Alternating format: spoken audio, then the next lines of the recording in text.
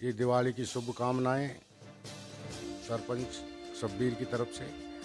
दूसरा, जो ये महामारी चल रही है शहरों में, तो गांवों में भी हमने पूरी ताकत से जोर लगाया हुआ है। सब आदमी मास्क लगाएं और दूरी बना के रखें ताकि सब सुरक्षित रहें। तो हमारा तो यही कहना है कि किसी तरह भी ये महामारी से बचें। जो सरकार के आदेश हैं, उन सरकार के आदेश को सबको माननी चाहिए, सबको समझना चाहिए। ये हमारी सबकी जिम्मेदारी है।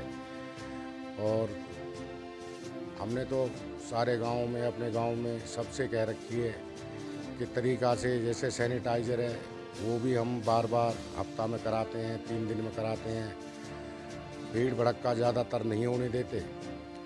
तो इसलिए सभी से ये गुजारिश है कि गांव में बहुत हिसाब किताब से, तरीक़ा के साथ हर आदमी को रहना चाहिए। जो सरकार की गाइडलाइन है उस पर करना चाहिए आदमी को। मास्क लगा के, मास्क नहीं है तो स्वापी चेहरे पे लपेट के रहना चाहिए, दूरी बना के रखें। यही हमारा कि अभी फिलहाल देखा जाए तो आप चुनाव भी सबसे आने वाला है। दूसरी बात ये है कि इस बार बहुत ज़्यादा क्रिटिकल ये बना दिया गया है और खासकर पारित भी हो गया है कि सरपंच अगर काम नहीं करते हैं तो जब तक वो अधिकार दिया जा रहा है तो वो सरपंच चेंज कर सकते हैं। तो क्या ऐसा लगता है कि आने वाला टाइम आप लोगों के लिए बड़ा टफ हो जाएगा? नहीं, ऐसा कोई टप नहीं है। गांव में जो हमने काम किए हैं वो सब लोगों के आगे हैं। जैसे हमारे स्कूल बन रहा है नया, आज तक प्राइमरी स्कूल था वो भी बिल्डिंग सही नहीं थी, आपने देखा हुआ है। और आज हम 3.5 एकड़ में स्कूल बना रहे हैं। तो हमने तो सभी से कह रखी है, मंत्री जी से भी कही है, सबसे कही है। तो 12वीं का स्कूल बन रहा है। हमारे उम्मीद है कि एजुकेशन में हमने काफ़ी जोर दिया है।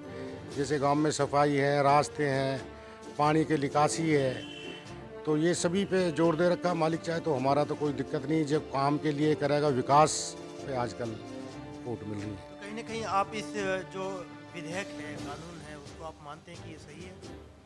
हाँ, बिल्कुल मानते हैं।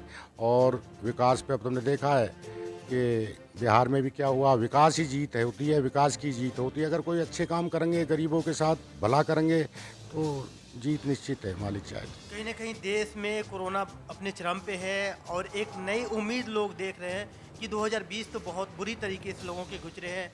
1 महीने के बाद से नया साल स्टार्ट होने वाला है। तो क्या लोगों के लिए पैगाम होगा, अपने देशवासियों के लिए, अपने शहरवासियों, गांववासियों के लिए?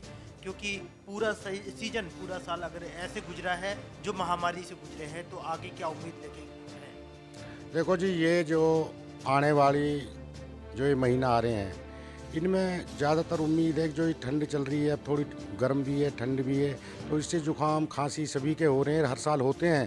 पर मेरे हिसाब से ज़्यादा ही 2-3 महीना मुश्किल की घड़ी होगी। बात सुना है।